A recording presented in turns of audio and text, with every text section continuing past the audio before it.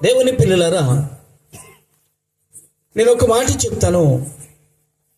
దయచేసి వాక్యము మీ గుండెల్లో గుచ్చుకున్నప్పుడు, మీ హృదయంలో నొచ్చుకున్నప్పుడు దయచేసి నన్ను నా మీద బాధ పెట్టుకోవద్దు అని ప్రేమతో మనవి చేస్తున్నాను. నాకు సూటిగా మాట్లాడడం తెలుసు. ఒకవేళ మిమ్మల్ని నొప్పిస్తే అది దేవుడు మీతో మాట్లాడాడు అని అనుకోండి, అంతే తప్ప నన్ను అనుకున్న నాకు బాధ లేదు. కానీ వ్యక్తిగతంగా మీ జీవితాలలో మార్పు రావాలి, సంపూర్ణమైన మార్పు రావాలి అనేటువంటి ఒక ఉద్దేశంతోనే నేను మీ ఎదుట నిలబడ్డాను. సరే, ఒక ఆకారంలో కనబడుతున్నటువంటి ఈ వ్యక్తి, ఈ మనిషి, ఈ ఆకారంలో కనబడేటువంటి వ్యక్తిలో పైకి కనబడే ఆకారము కాకుండా మరొక ఇద్దరు ఉన్నారు. అంటే ఒక మనిషి 3 భాగాలతో చేయబడ్డాడు అని ఈ రాత్రి మీకు జ్ఞాపకం చేస్తూ ఉన్నాను. 3 భాగాలు ఏమిటి అంటే, 1 శరీరము, 2 ఆత్మ, 3వది జీవం. మనిషికి ఏం తెలుసు అంటే, పైనున్నటువంటి శరీరము మాత్రమే తెలుసు, కానీ లోపల ఆత్మ ఉంది అని. లోపల నిజమా? బైబిల్లోనికి వెళదాం. ఆదికాండం 2వ అధ్యాయము 7వ వచనాన్ని చదువుదాం. ఆదికాండం. దేవుడైన యెహోవా నేల మంటితో నరుని నిర్మించి వాని నాసికారంధ్రములలో జీవమును ఊదగా నరుడు జీవాత్మాయను. చాలు. దేవుడైన యెహోవా నేల మంటితో నరుని నిర్మించాడు. ఈ మనిషి దేనితో నిర్మించబడ్డాడో తెలుసా? చెప్పండి గట్టిగా. మట్టితో చేయబడ్డాడు. ఈ మట్టి బొమ్మను తీసుకొచ్చి అలా పెడితే, అంటే ఎలా చేశాడు ఈ మట్టి బొమ్మని? ముక్కులు పెట్టాడు, కళ్ళు పెట్టాడు, చెవులు పెట్టాడు, అన్నీ ఉన్నాయి. అది అక్కడ పెట్టగానే మాట్లాడుతుందా? మట్టి బొమ్మ మాట్లాడుద్దండి? మీ ఇంట్లో మాట్లాడతాయా? ఈ శరీరం కూడా మాట్లాడడం లేదు. దేవుడు ఏం చేశాడంటే, ఈ మట్టి బొమ్మను తీసుకుని నాసికారంధ్రములు అనగా ముక్కు రంధ్రాలలో జీవవాయువును ఊదగా నరుడు జీవ ప్లస్ ఆత్మ. మొదట శరీరము మట్టి నుండి చేయబడింది. రెండవది దేవుడు జీవించే ఆత్మను ఇచ్చాడు. ఈరోజు జీవిస్తున్నామంటే జీవంతో పాటు లోపల ఎవరున్నారో తెలుసండి? ఆత్మ ఉన్నాడు. ఎవరున్నారు? ఆత్మ ఉన్నాడు. అదండి ఈ సత్యాన్ని ఈ రాత్రి మనం గమనించాలి. నిజంగా మనం ఇదేంటి, మనకి శరీరం ఉంది కదా, ఈయనేంటి మట్టి నుండి చేయబడ్డాడని చెప్తున్నారు అని చెప్పడానికి నేను ఒక ఉదాహరణ చెప్తాను. చోట పెట్టిందన్నమాట కదా, చోట పెట్టిందండి. అవునా? కాస్త మీ చేతిని ఇక్కడ ఎక్కడన్నా రుద్దండి. ఏమొచ్చుద్ది? మీ ఇష్టం వచ్చిన దగ్గర రుద్దండి. పోనీ ఏమొచ్చుద్ది? ఎందుకని వచ్చుద్ది చెప్పాలి. మన శరీరము లేక మానవ శరీరము మట్టి చేత నిర్మాణం అయ్యింది గనుక ఈ మట్టి బొమ్మలో ఏముందో తెలుసా? దేవుని ఆత్మ ఉంది, జీవం ఉంది కదండి. ఇప్పుడు మనకు తెలిసింది ఏంటంటే, ఈ శరీరాన్ని ఏ విధంగా పోషించాలి, ఈ శరీరాన్ని ఏ విధంగా పెంచాలి, ఈ శరీరానికి అవసరాలు ఎలా తీర్చాలి. మన మైండ్ అంతా దేని మీద ఉంటుందో తెలుసండి? అదొక్కటే కాదు, శరీరం 3 రోజుల్లో తెల్లబడిపోద్దంట అని అంటే రాస్తారా లేదా? రాస్తారా? అబ్బా, అసలు ఎంత ఖర్చు అయినా పర్లా. అంటే నీకు తెలిసిన నిజం ఏమిటంటే, నీకు శరీరం ఒక్కటే ఉంది అనే ఆలోచన కదా. దేవుని ఆత్మ లోపల ఉన్నాడని నీవు చేసేటువంటి పాపపు క్రియల చేత, నీవు చేసేటువంటి అంధకారపు క్రియల చేత లోపలున్నటువంటి ఆత్మ అల్లాడిపోతున్నాడనే సత్యం నీకు తెలియడం లేదు. ఈ రాత్రి ఆ సత్యాన్ని మీ ముందుంచడానికే మీ ఎదుట నేను నిలబడ్డాను. మనుష్యుడు 3 భాగాలని చెప్పాను కానీ క్లుప్తంగా 2 భాగాలను గురించి మీతో మాట్లాడతాను.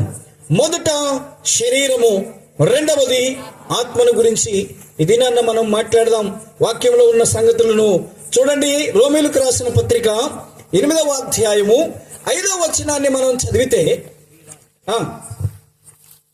8వ అధ్యాయం 5వ వచనాన్ని చదవండి. మంచి బైబిల్ తీశారు. శరీరానుసారులు శరీర విషయముల మీద మనస్సునుంతురు. ఒక్క నిమిషం అమ్మా, అక్కడే చదువుదాం. 1 శరీరానుసారులు అనగా శరీరానికి లోబడి జీవించేవారు, శరీర ప్రకారం జీవించేవారు, శరీరాన్ని పెంచి పోషించాలనుకునేటువంటి వారు. శరీరము మీద మనసు ఉంటుంది. దేని మీద ఉంటుంది చెప్పండి? మీరు ఎక్కడున్నా సరే ఆ శరీరాన్ని పోషించుకుంటారు, అవునా?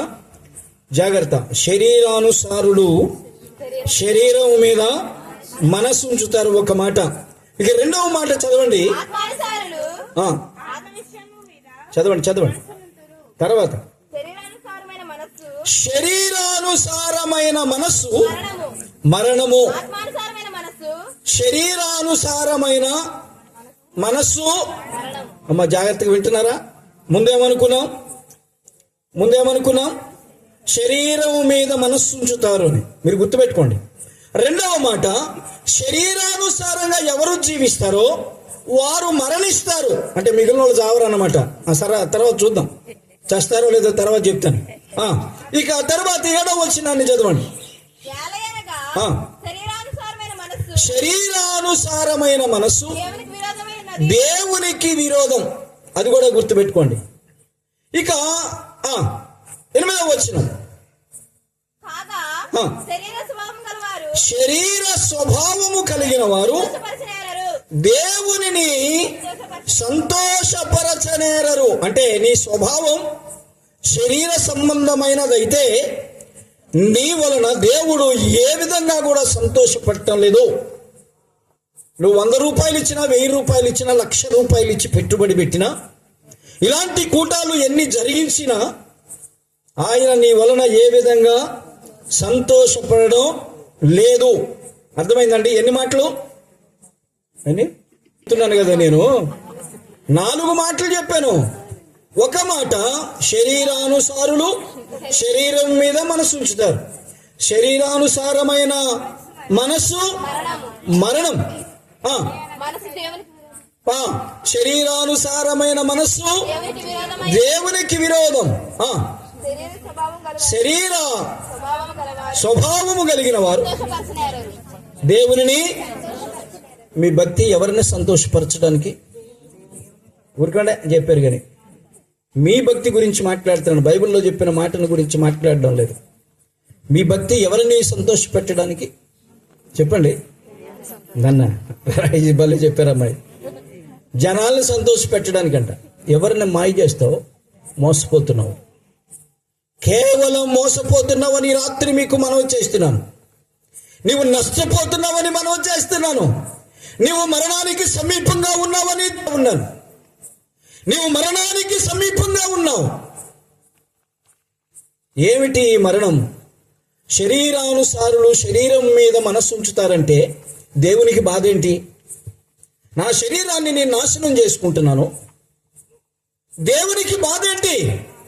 అర్థమైందా? పక్కన అడుగుతాడు, వరే నువ్వు చేసే తప్పురా, నీకెందుకురా ఇదంతా, నువ్వు తాగొద్దు, తిరగొద్దు, అది చేయొద్దు, ఇది చేయొద్దు అని ఎవరన్నా అంటే, నువ్వు డబ్బులు ఇస్తున్నావా, నేను తాగుతా, నేను సంపాదించుకుంటా, నా ఇష్టం అంటాడా లేదా? కానీ ఈ శరీరం నీది కాదు అనే సత్యాన్ని ఈ రాత్రి మీకు జ్ఞాపకం చేస్తాను. కొరింథీయులకు రాసిన మొదటి పత్రిక 6వ అధ్యాయం 18వ వచనాన్ని చదవండి.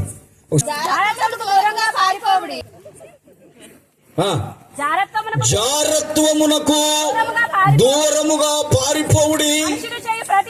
మనుష్యుడు చేయు ప్రతి పాపము దేహమునకు వెలుపల ఉంది. ప్రతి పాపము దేహమునకు వెలుపల ఉంది, గాని జారత్వము చేయువాడు సొంత శరీరమునకు. అయ్యా, ఈ రాత్రి మీకు జ్ఞాపకం చేస్తున్నాను, మీరు చేసేటువంటి పని ఏదైనా తప్పుగా ఉంటే అది మీ శరీరానికి హానికరం. ఒకటి గుర్తుపెట్టుకోండి, శరీరానికి హానికరం. రెండవది, రైట్, ఇంకా ఈ మాట కావాలి. మీ దేహము దేవుని వలన మీకు అనుగ్రహించబడింది. దేవునికి ఆలయమైనటువంటిది మీ దేహం. ఇప్పుడు చెప్పండి, ఈ దేహం ఎవరిది? నీ దేహమే ఆలయం, ఆలయమే నీ దేహము. జాగ్రత్త, పాట వింటాం కాదు, అర్థాన్ని కూడా కాస్త మనసులోకి రానియండి. అర్థమైందా? నీ దేహమే ఆలయం, ఆలయమే నీ దేహము, ఆలయమే నీ దేహము. దేవుడు నీకు దేహము నీకు దేవుడిచ్చెను, నీలో దైవము నివసించుటకే. ఎవరు నివసించడానికి? ఎవరు? ఎక్కడ? దేహము నీకు దేవుడిచ్చెను, నీలో దైవము నివసించుటకే. నిజమగు దేవుడు నీలో ఉండగా, నిజమగు దేవుడు నీలో ఉండగా, వేరే కలగా ఆరాధనయే నీ దేహమే ఆలయం, ఆలయమే నీ దేహము, ఆలయమే నీ దేహము. అర్థమైందా? అర్థమైందండి? ఏంటి దేహం? నీదా? నీ ఇష్టం వచ్చినట్టు చేస్తావా?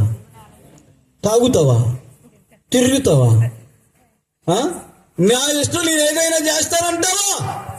ఈ రాత్రి నీకు గుర్తు చేస్తున్న మాట ఏమిటంటే, నీ దేహము నీది కాదు, అది దేవుని ఆలయం.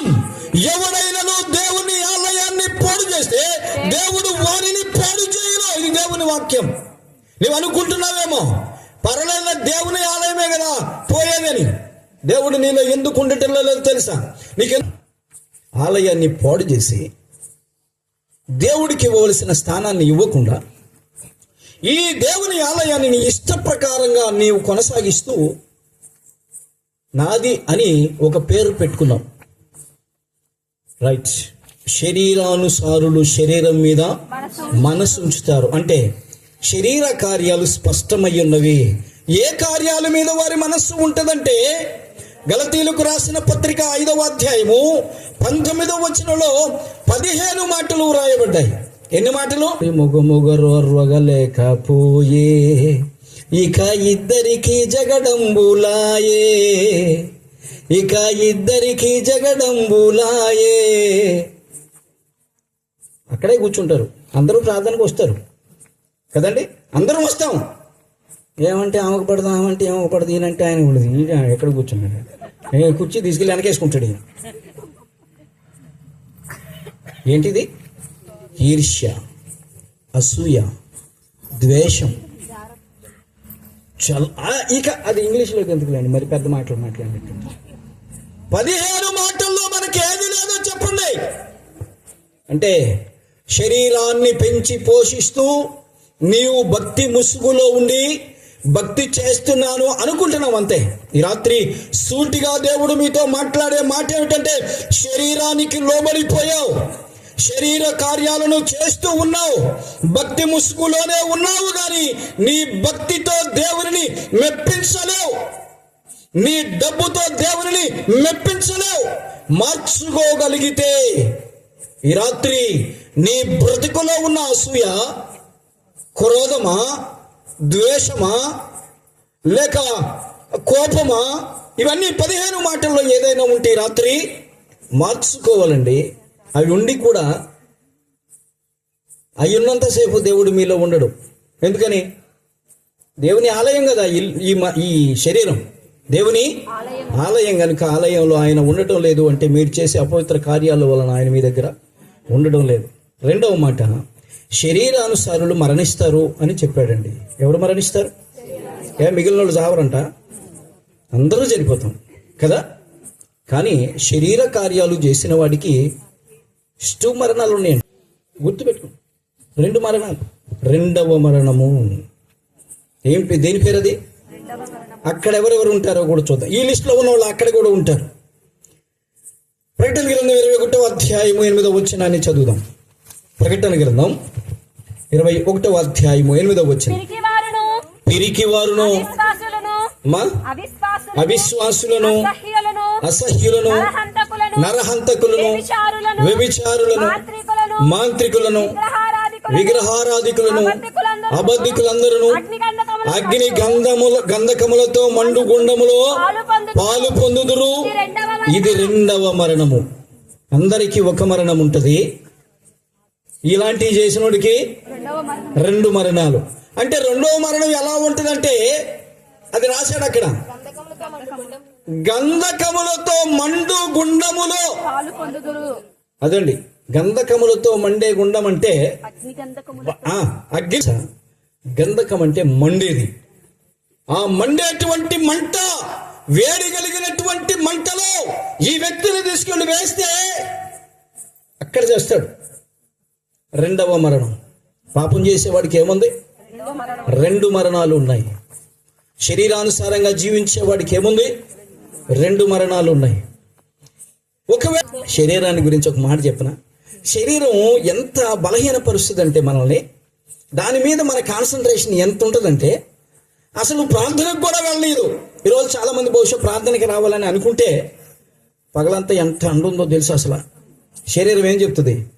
నువ్వేమో అదేదో పని చేస్తున్నారని పొద్దున్న నీటి వచ్చేటప్పుడు చెరువులో కరువు పని ఎంతమంది ఉన్నారో తెలుసండి అక్కడ. ఆ ఎండలో దగ్గర 100-150 మంది దాకా ఉన్నట్టున్నారు.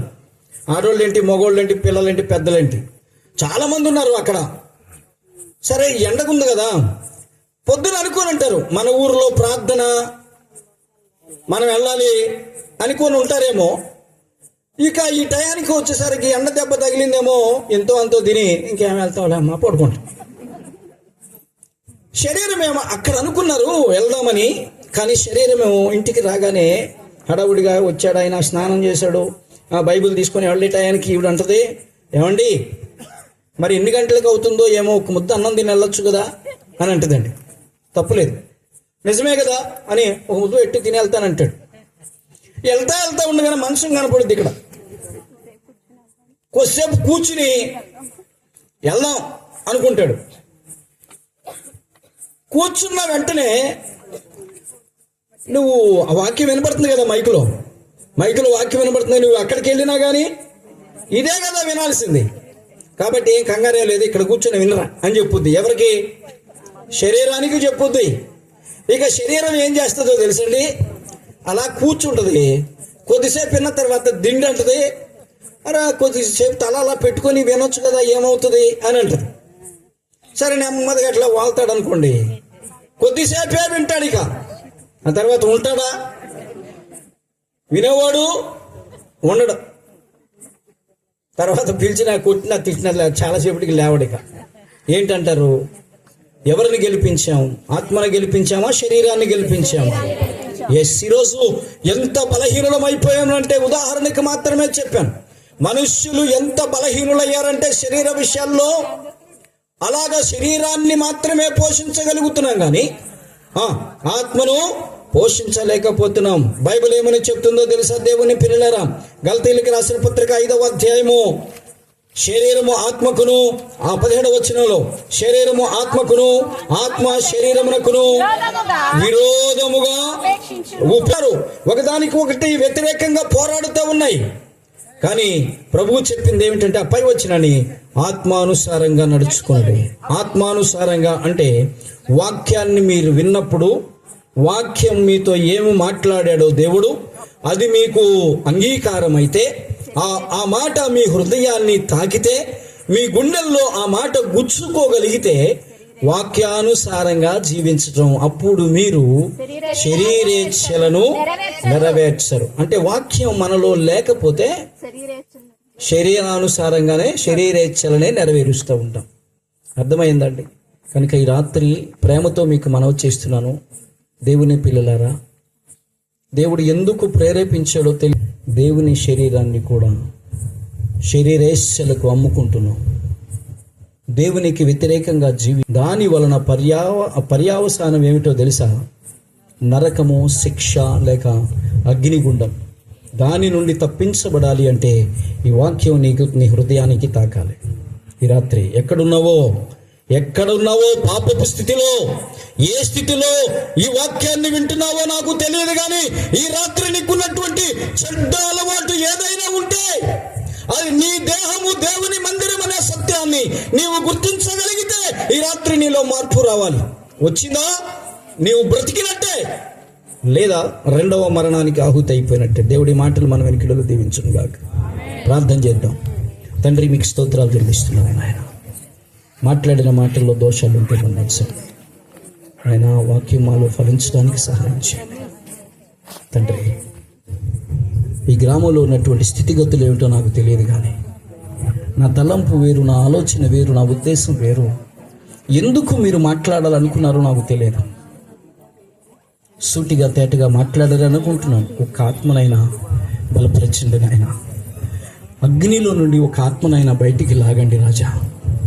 నరకం నుండి ఒక ఆత్మను రక్షించండి బాబు నాయన. ఈ శరీరాన్ని వారు హాని చేసుకుంటున్నారు.